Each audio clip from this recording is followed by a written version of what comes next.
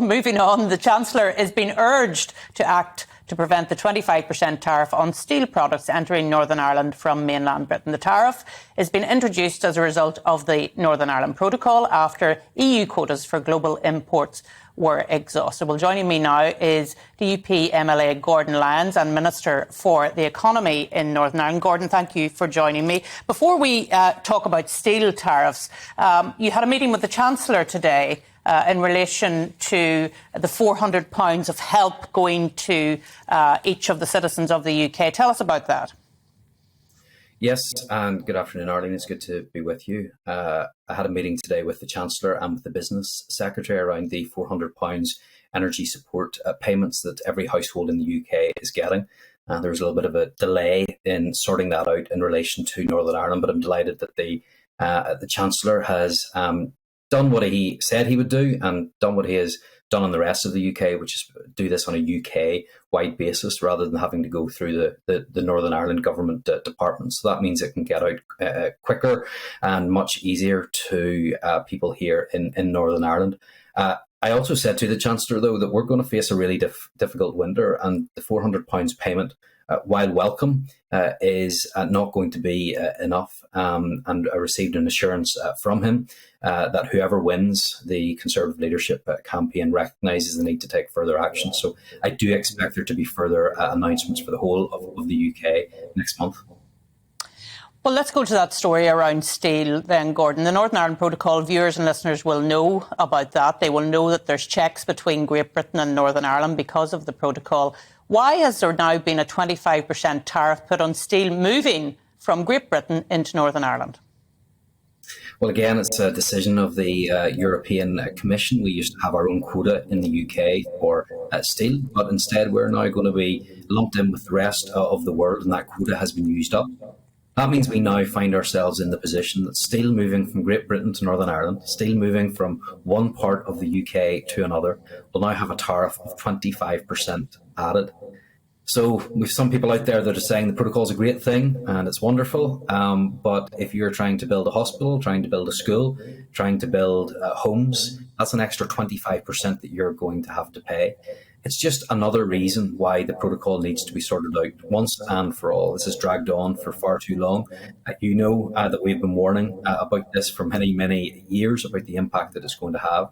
And yesterday's announcement is yet again another reason why it needs to be sorted out. But it's the practical on-the-ground issues, I think, that some people don't really take into consideration, because this is 25% on steel. Therefore, all of the manufacturing that comes from that will have to pass that on. And that just makes business industry in Northern Ireland totally uncompetitive. Isn't that right? Well, it's absolutely the case. It's adding that additional cost. Of course, if people in Northern Ireland decided to buy steel from elsewhere in the world rather than in the UK, that will then have an impact on UK jobs, UK investment, and their ability to sell goods into Northern Ireland. So it's that double whammy. It's bad for Great Britain and it's bad for Northern Ireland as well. And all of this is down to the protocol. Of course, it's not the first time that businesses in Great Britain and consumers in Northern Ireland are having these problems. You only need to look at some of the other businesses that have been affected. Some suppliers in Great Britain have said, you know what, it's just not worth our time to sell goods into Northern Ireland. It's extra paperwork, extra checks, extra hassle in case we get it wrong. And that's what's led to a huge diversion of trade, where goods from Great Britain aren't being sold into Northern Ireland, so consumers in Northern Ireland have to look elsewhere. And that comes at extra cost to consumers as well. That's why this needs to be sorted out, and it needs to be taken seriously. The EU Commission haven't fully recognised the issues, the concerns and the problems that exist. But the UK government at least are starting to take action via the Northern Ireland Protocol Bill. And this example around steel is yet another example of why, for the good of people in Northern Ireland and the rest of the UK, this issue needs to be sorted out.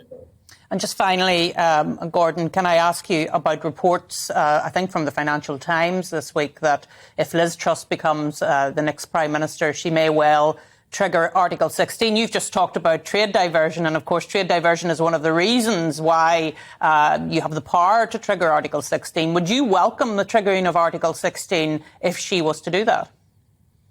Well, yes, I've been calling for the triggering of Article 16 for some time because I think the conditions have been met. The withdrawal agreement and the protocol itself set out that there are certain circumstances under which Article 16, parts of the protocol to be disapplied, can be invoked if there are societal difficulties, if there are economic difficulties, or if there is diversion of trade. And in all of those measures, I think that we very clearly have reason to invoke Article 16.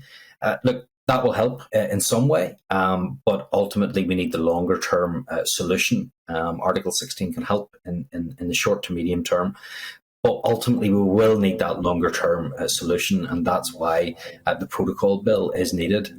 Look, if we can get negotiation between the UK and the EU, that's great. We would welcome that.